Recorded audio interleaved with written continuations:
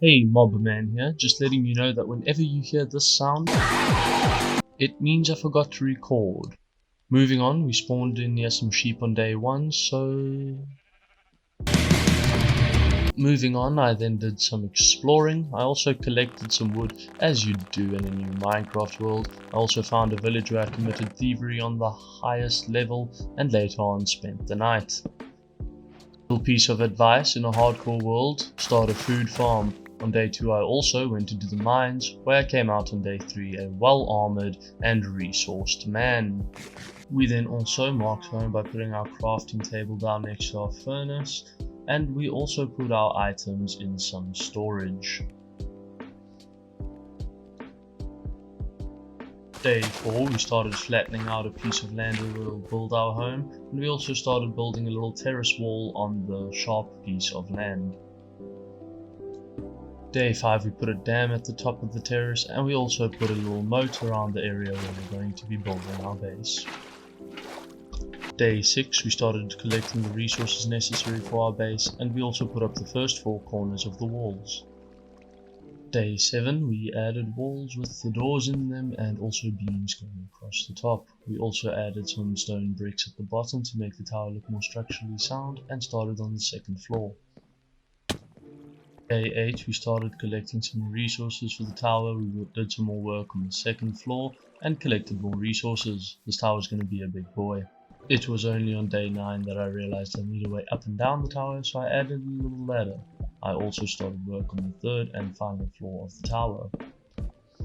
Day 10 I gazed at my tower from afar, put a roof on the tower, and then gazed at my tower from afar again. Isn't it magnificent?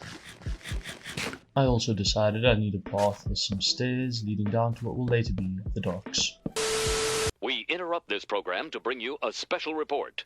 Hi guys, it's me. If you're enjoying this video, please make sure to like and subscribe. It took a really long time to make. Anyways, back to the video. On day 11, the stairs were complete and we needed some more resources for the walls that go on the side of it.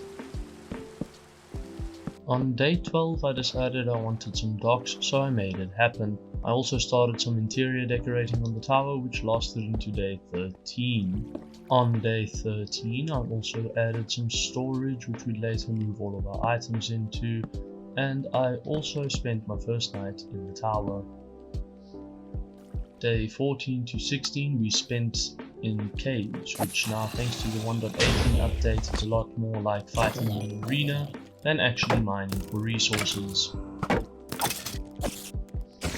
We left the mines alive and unscathed on the night of day 17, where I just went to bed and skipped to day 18. On this day I added some crafting tables in my floor, and I started work on a new project which lasted me up until day 24.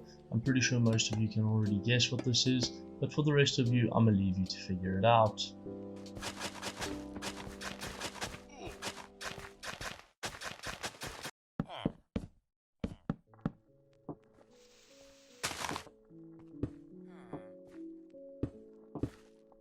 That's right folks, it was a villager breeder. Now that we have one of those armed, we can move on to a villager trading hall.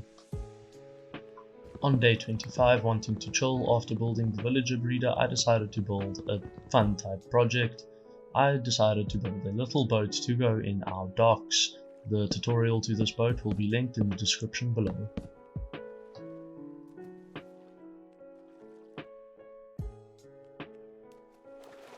Our little boat project continued well into day 26, where we added more fine details, the sidewalls and the roof. And there she stands, isn't she lovely? She could probably look a bit better with shaders, but oh well. On day 27 I realized I was running low on some resources and had to go mining again. I eventually found this big cave where I spent until day 30 mining.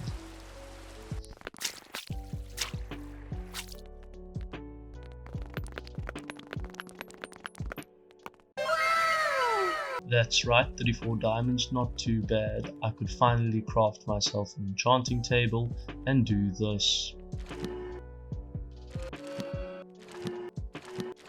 On day 32 I used my agriculture skills to absolutely hack in some potatoes. I mean, look how many potatoes I had at the end of this clip. I feel like an absolute potato god.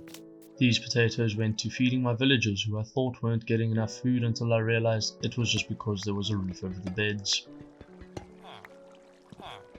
On day 33, I realized I need some slime balls for a project I wanted to start and use chunk base to find a slime farm. That's right, I used chunk base to find slime chunks. Got a problem with that? No? Didn't think so. Moving on.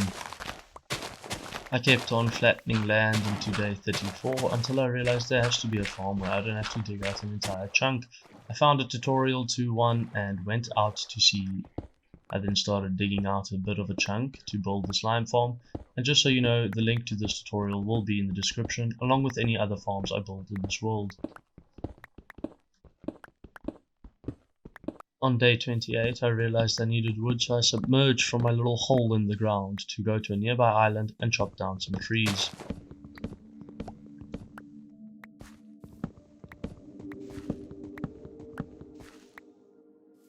I was delighted to be greeted by a big slime when I got back to the farm, meaning all of my digging was not for nothing. I then continued work on the farm.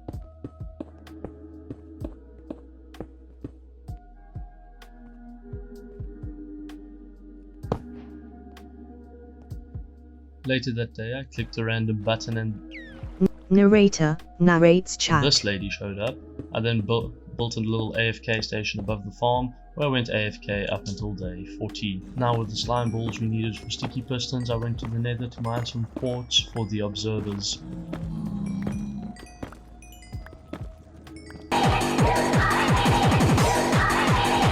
Day 43 I remembered that I had to flex, and then I went back to the nether to mine some quartz. On day 44 we finally had the resources necessary to start work on the project that I wanted to. That project of course being the villager trading hall. We continued the project into day 45 where I realized I needed some leather. Other people don't like killing horses, but I don't mind. See this guy? He wasted my entire day 46 by blowing up part of the villager breeder. This is an absolute disaster. I had to kill these two villagers and get 2 new ones in later on.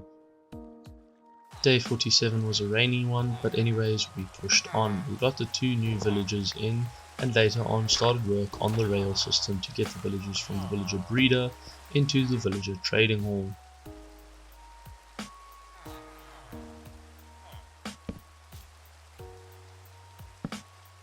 Of course, with villagers it went perfectly on the first test and I nearly had to kill this villager until I realized I can probably save him. And save him I did.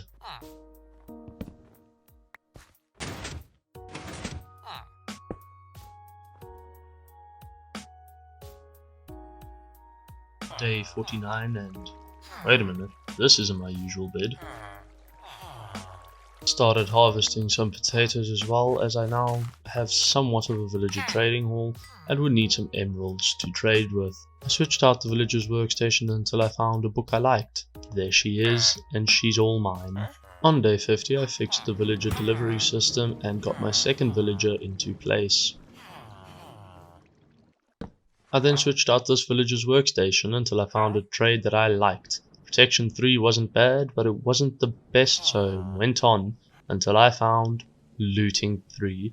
However, being the absolute nut that I am, I forgot to lock his trades, so sadness.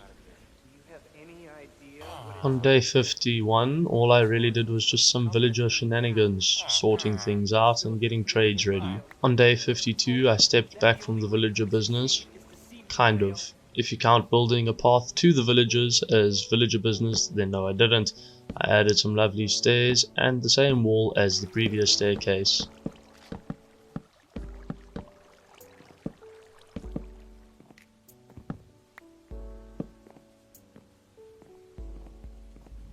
Day 53 to 61 I started work on the building around the villager trading hall. I tried to do this in the normal style of day by day, but I don't have the editing skills to fit so much into a few seconds per day, so I just did a big time lapse. Enjoy.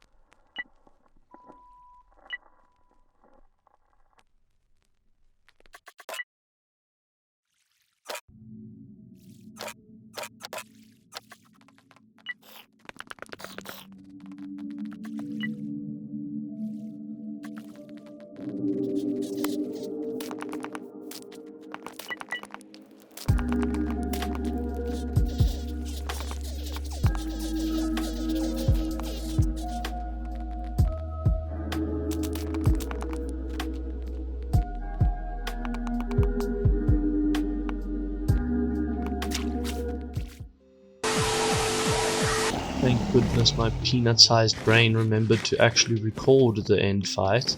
All you need to know is I've taken out the end crystals by this point and started the fight. There was a lot of this, some of this, and that happened. So yay, we got to have that XP bath and also take the egg, getting the next generation achievement. Now I don't enjoy exiting raiding, but yay! On day 65 we finished our enchanting setup with the books we stole from the stronghold.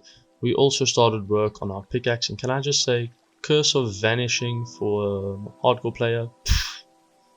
Anyways, we got efficiency 3 and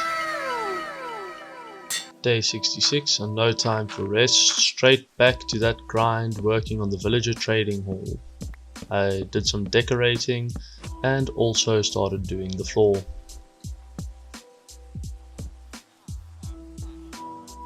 Day 67, and we went chopping down every single white tree in our sight. I mean, we went around chopping every birch tree in our sight to get some more wood to finish the floor. When the floor was done, I realized it was a bit bland, so I wanted to add something in the center, hence my long staring. I couldn't figure out what.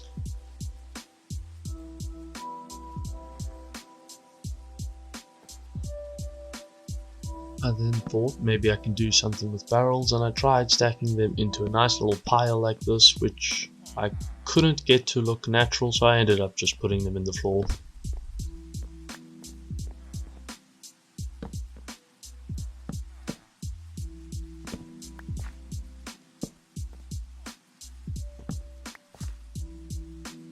On day 68 I continued work with the easiest mob in Minecraft to work with, the villager, filling up the villager trading hall and getting it ready to trade.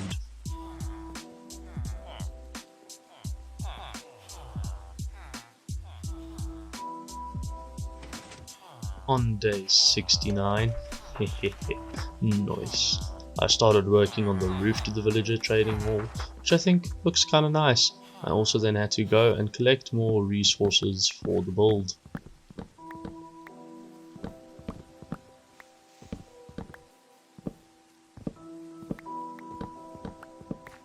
On day 70 I saw this guy's roof and thought that would look cool as little supporting beams and pillars for the build. Later I also started work on the walls again. This is probably the longest I've ever spent building a building.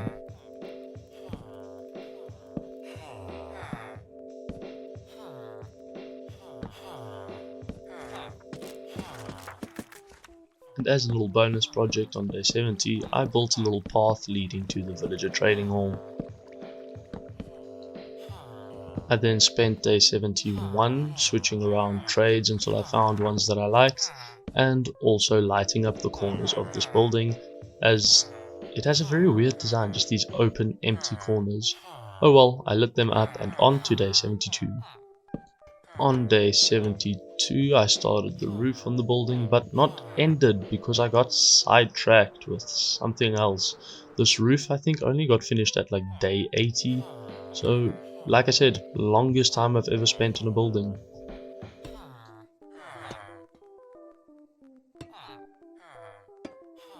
Day 73 was spent pretty much the same as day 72, working on the roof to the villager trading hall and mixing trades around until I found something I liked. Of course I didn't lock any of these trades because I don't have a stable emerald source yet. In the future I would like to build an iron farm and get some emeralds flowing. On day 70 I realized I'm gonna need a lot of wood for the next project, the project that got me sidetracked from the roof. I realized that a lot of my builds are going to have copper involved, so I decided I'm going to build a copper farm, but to get to the copper farm I needed a mob farm. The next few days were spent working on the mob farm. Mob farms aren't difficult to build, just very tedious as they require large platforms, which requires a lot of shift and place. There was a scary thunderstorm at the end of day 75, so I slept and skipped to the next day. Day 76 to 80 we just spent placing slabs. This was pretty much it.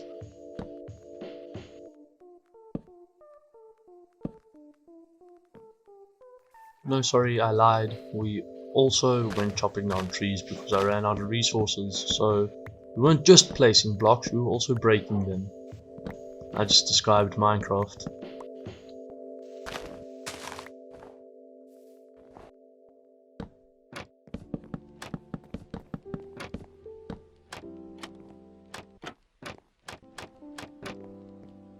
On day 81 we stopped building a bit and went back into the ground to do some mining. We also fought what seemed like every mob in a nearby radius. Luckily we survived though, came back to the surface and started smelting up our resources. Day 82 and we were back at it working on the mob farm. We started putting in the redstone for the platforms and that was pretty much all we did on day 82.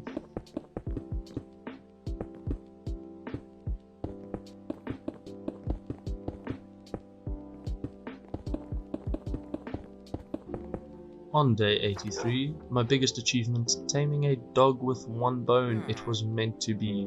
We dyed his collar blue and then named him Mitch.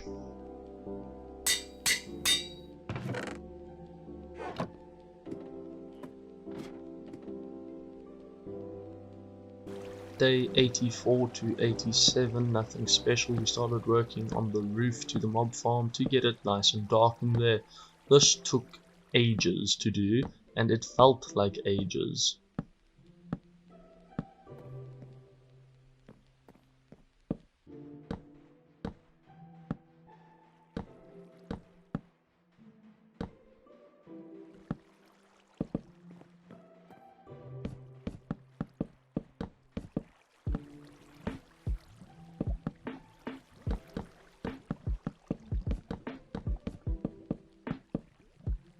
Finally, with the roof being finished, we could move on to more important things, those being the redstone to activate and deactivate the platforms.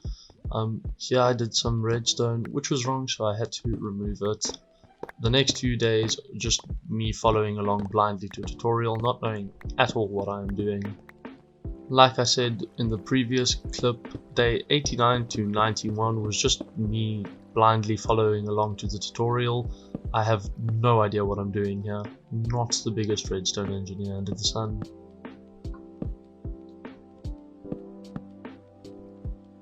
Although I have to give myself some credit, I do know that I'm building a hopper clock which works on items to set a little timer.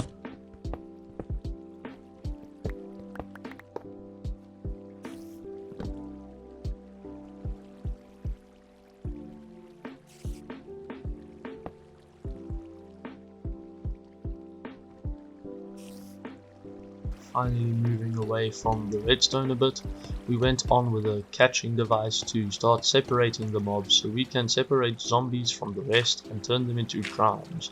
Because in case you didn't know, drowns drop copper, which is what we want. Day 92 we continued and this thing started becoming a bit more dangerous than I thought, already dropping mobs as we're working on it.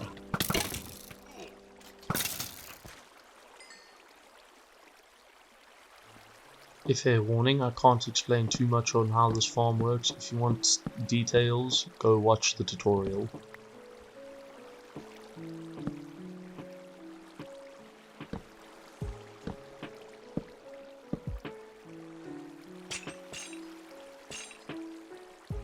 Day 93, at this point I could feel the pressure of this farm needing to be done by day 100, which, spoiler alert, it wasn't. I realized I had a little army of villagers, so I blocked up the villager breeder because damn. Of course though, more work on the copper farm. Yay.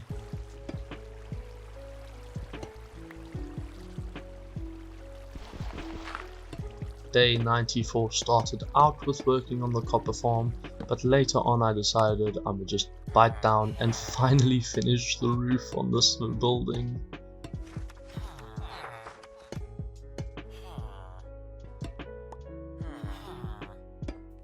Day 95 I got bored of working on the copper farm and went on with procrastinating I built a cool little wall that I wanted to frame cool items on later on, stuff like the dragon egg, the dragon skull, and my notch apple that I found.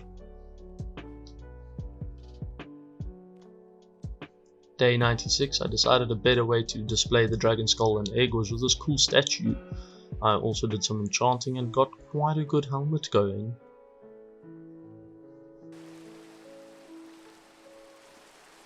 Day 97 to 99 was a perfectly good example of procrastination. I did nothing except walk around.